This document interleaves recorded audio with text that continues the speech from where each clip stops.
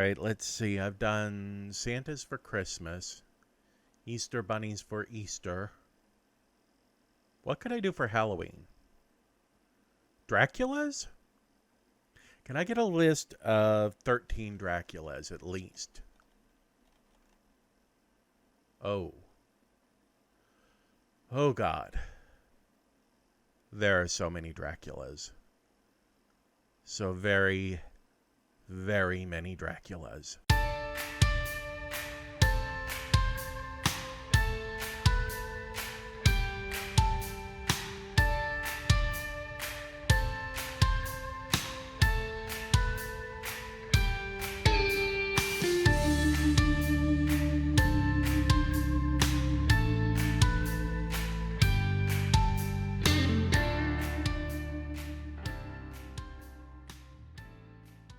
Blasco Bela Ferenc I'm sorry if I mangled that name, was born in Lugoj in the Kingdom of Hungary, an area that in the modern day is now Lugoj, Romania.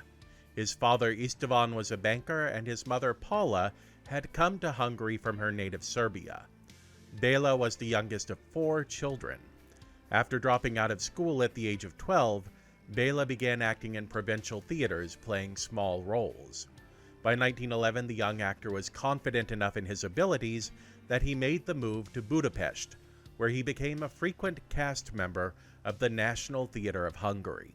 While he would later claim that he was the leading actor of Hungary's Royal National Theatre, it appears he may have been indulging in a little padding of his resume, given that all documentation of his early career suggests he was a character actor, primarily cast in small and supporting roles. In 1914, he took a brief vacation from his stage career to participate in a little thing known as World War I as a soldier in the Austro-Hungarian army, where he was wounded in action serving on the Russian front.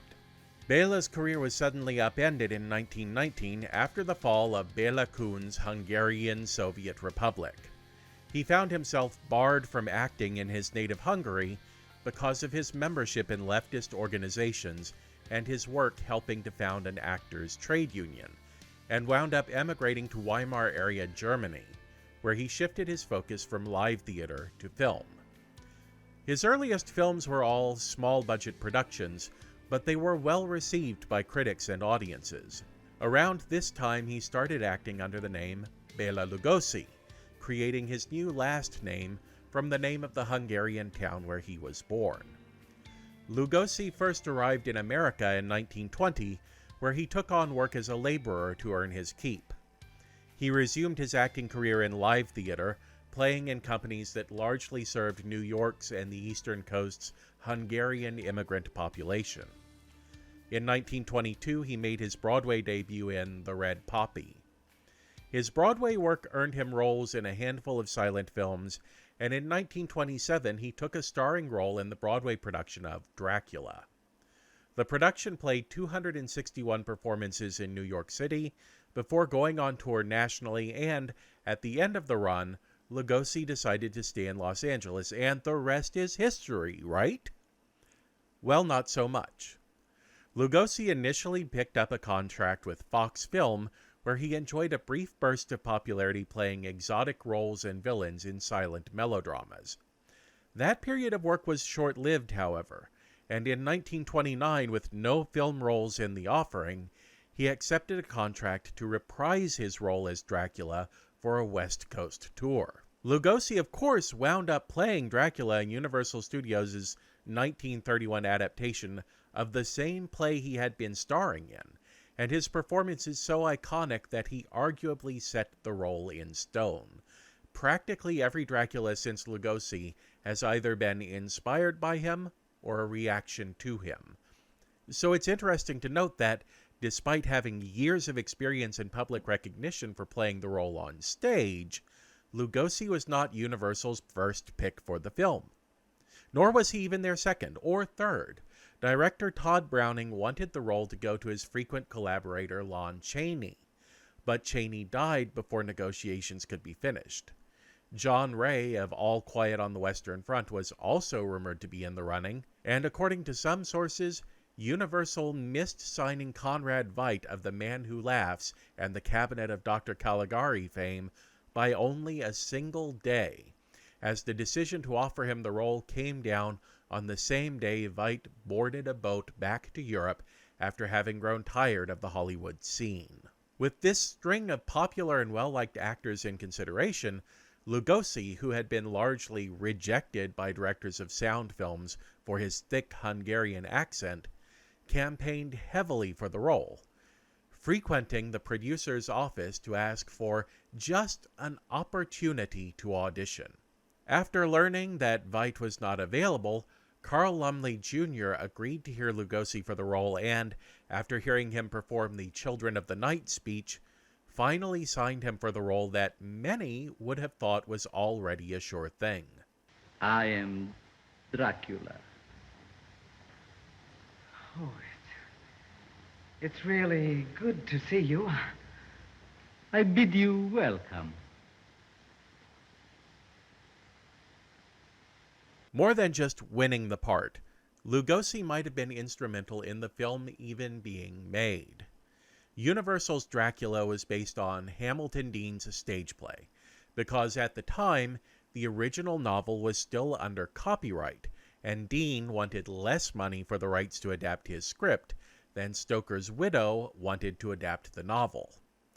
Just as Lugosi was cast as Dracula, Florence Stoker's lawyers approached Universal with a request for $200,000 for the rights to use the Dracula character. Lugosi himself was sent to negotiate, and after spending several days speaking with Florence, the price dropped precipitously to only $6,000.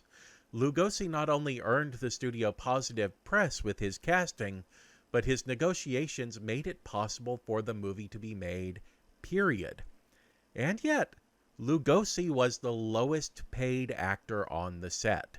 In order to seal the deal for his casting, he had to accept a lowball offer of $500 a week for his work on the movie.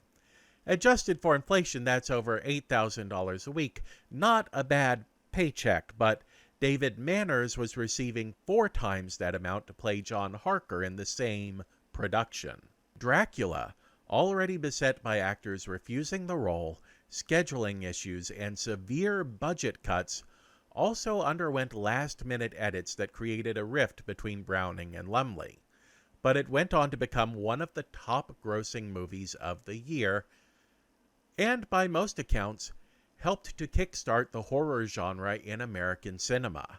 Universal would immediately greenlight a slate of what would become the first shared cinematic universe in film history, the Universal Monsters, a brand that even today they are attempting to revive. And the success of this first installment is largely down to Bela Lugosi as Dracula.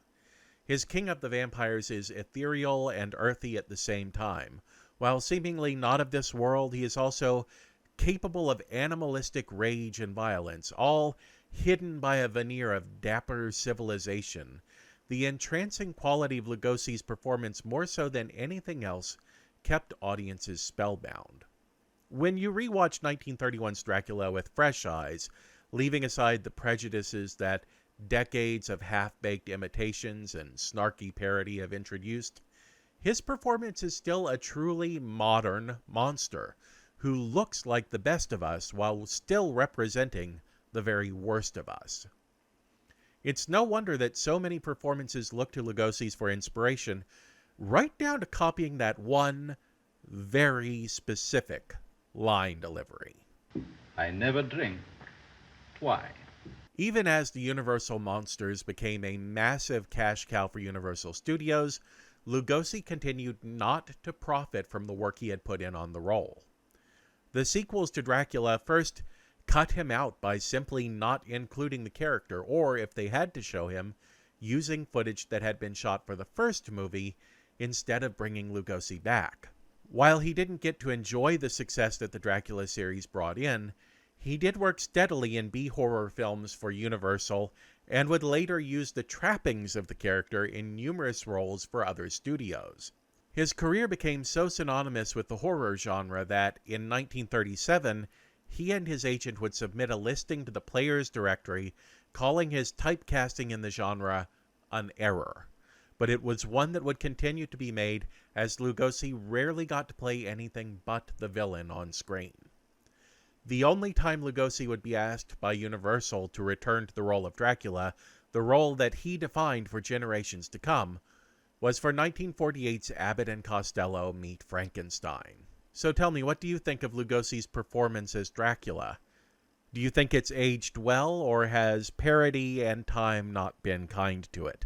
Drop into the comments below and let me know. And while you're down there, make sure you hit like and subscribe. There's a little button that looks like a bell. If you hit that, then theoretically you'll be notified every time I have a new video. And you can also take this opportunity to share this video with a friend who might find the subject interesting. Until next time, I'm Glen Williams, the film optimist, and watch like it means something.